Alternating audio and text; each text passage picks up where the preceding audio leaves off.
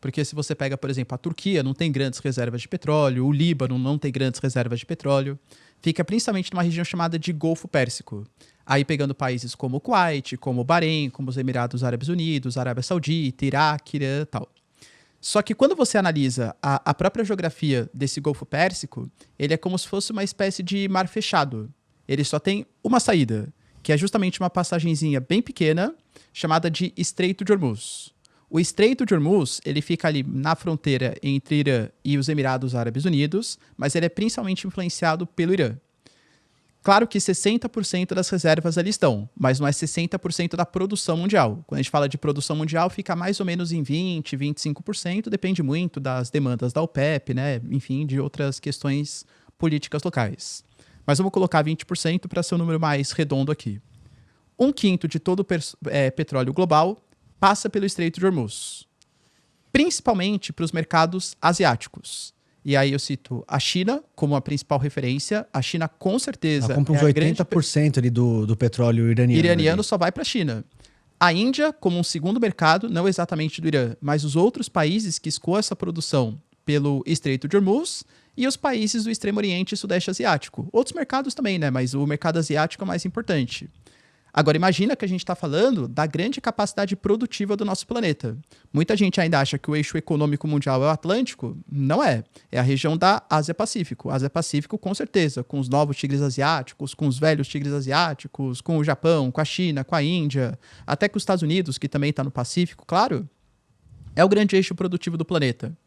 Então, a possibilidade de fechar o Estreito de Hormuz, como o Irã está ameaçando, isso pode comprometer toda a cadeia produtiva global. Porque imagina a China passando por um processo inflacionário porque falta petróleo. Imagina o caos global que isso gera. Assim, a China é um país muito estratégico. O Partido Comunista Chinês, como ele sabe que ele tem uma dependência muito grande do petróleo que vem do Estreito de Hormuz, e querendo ou não, é uma região instável, que a qualquer momento pode dar uma guerra, a China tem reservas estratégicas. O Partido Comunista Chinês fala em pelo menos 5 meses de reservas. Inclusive, até antecipou bastante, né? Antes desse conflito. Exatamente. Parecia até que sabia de alguma coisa. Parecia. Tava sabendo de alguma coisa, né? Então, eles compraram muito mais. A Índia está mais enrascada. Porque a Índia comprava muito gás e muito petróleo da Rússia. Só que a Índia recentemente fez um acordo com o Trump para evitar maiores tarifas, em que deixaria de comprar dos russos. Isso fez com que reduzisse as reservas estratégicas bem no momento que deu o conflito.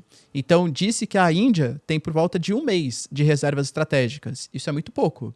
E a Índia, com certeza, é um player também super importante na cadeia produtiva, em produção de alimentos, em produção de manufaturados. Então, por isso que o Estreito de Hormuz ele gera tanta atenção. O Irã, a Guarda Revolucionária, jura que o Estreito de Hormuz está fechado e que embarcações que ali passarem vão ser atacadas. O Trump garante que elas estão liberadas. Mas mesmo o Trump garantindo que elas estão liberadas, isso não faz com que seja liberado, por quê? Se a gente pega essas embarcações, esse frete, eles dependem de uma seguradora. A seguradora, quando sabe que está tendo problema no Estreito de Hormuz, sim, não vou, a gente não corta vou fazer a pólice. Seguro, não. Não vou Exatamente. fazer. Se vocês passarem pelo Estreito de Hormuz, é por conta própria de vocês. Então, a gente teve uma redução de quase 90% das rotas que passam pelo Estreito de Hormuz. Caramba, já está sendo impactado, então. Então, talvez na solução, até a gente falando de possibilidade de presença terrestre, né? Talvez ali, eventualmente, esse possa ser um catalisador de uma criação de um corredor americano para garantir a passagem. Então, já teria uma presença terrestre para poder garantir isso, né? O Trump ele falou que ele, se precisar, ele cria uma escolta. A Marinha Americana vai ser deslocada para escoltar as embarcações para não fazer com que o Estreito de Hormuz seja paralisado. Um outro ponto estratégico não é nem o Estreito de Hormuz, ele fica ali do ladinho, do outro lado da Península Arábica, que é a conexão Mar Mediterrâneo, passa pelo Egito, Canal de Suez, tem o Mar Vermelho, e ali você tem o Estreito de Bab al-Mandeb. Porque quem faz fronteira com essa região é o Iêmen. E o Iêmen tem um grupo chamado de Houthis, que é um dos membros do eixo da resistência, que é financiado pelo Irã. Os Houthis declararam apoio ao Irã. Os Houthis também anunciaram que embarcações que passarem pelo Estreito de Bab al-Mandeb vão ser comprometidas. Agora imagina, 2 eixos assim, nevrálgicos, super importantes do comércio global. O Estreito de Hormuz pela questão do petróleo e também dos fertilizantes. Eu estava lendo que cerca de 1/3 dos fertilizantes passam pelo Estreito de Hormuz. Imagina o encarecimento do preço dos alimentos que isso pode gerar. E o Estreito de Bab el-Mandeb, que conecta o Mar Vermelho ao Canal de Suez, que pega toda a conexão ali dos países do sul da Europa, então Itália, Grécia, Espanha, Portugal, França, enfim, passando pelo Mar Vermelho, também não podendo utilizar essa rota, fazendo contorno por todo o continente africano.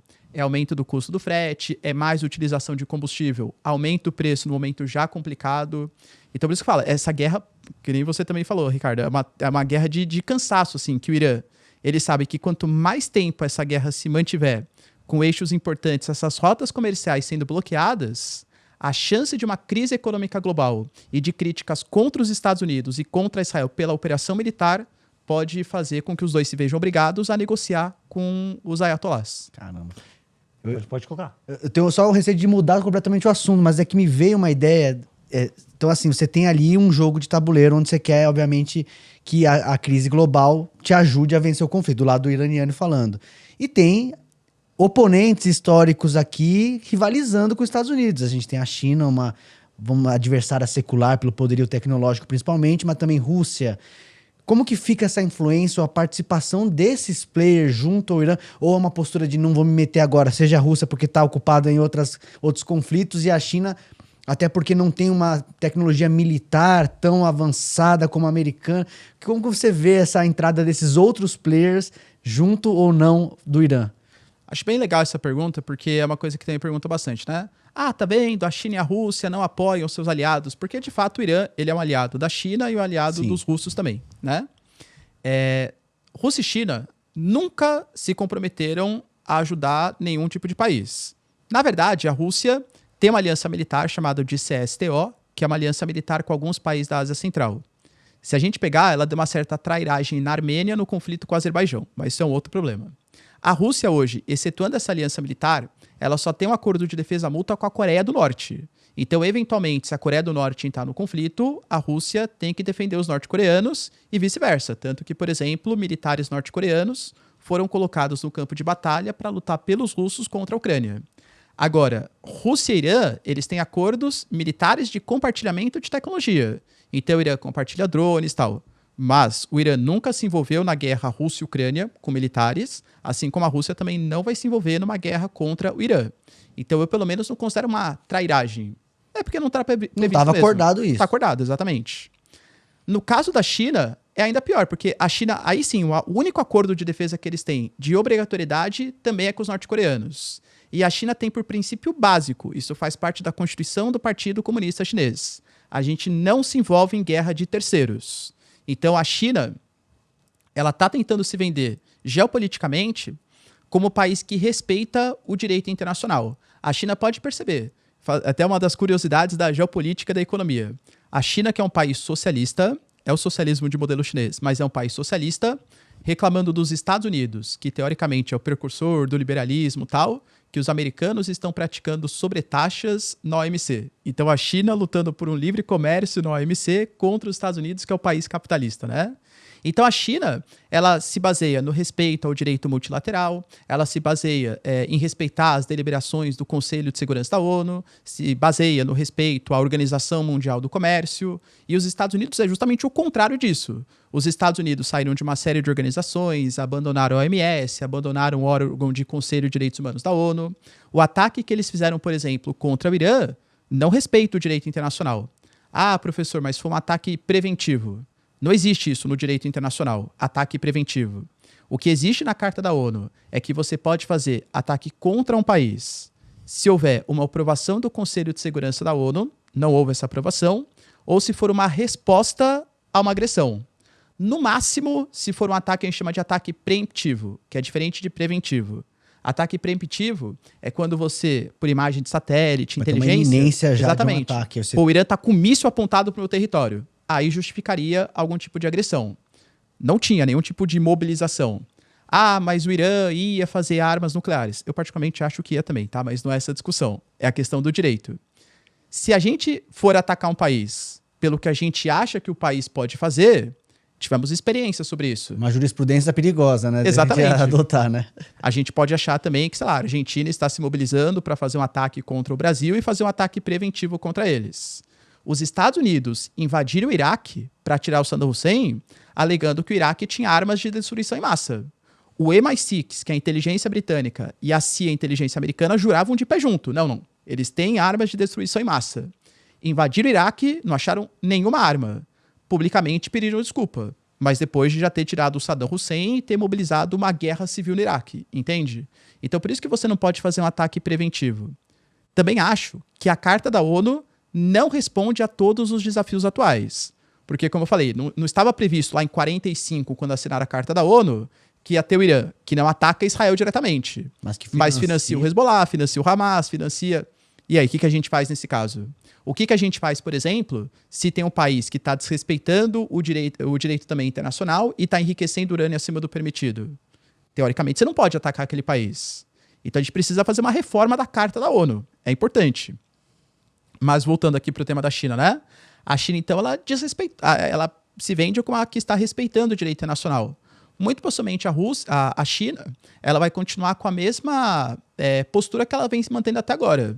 Olha, a gente insta os Estados Unidos, insta o Israel a parar as agressões. Poxa, Irã, não faça respostas contra as embaixadas. Mas uma intervenção militar direta da China, creio que não.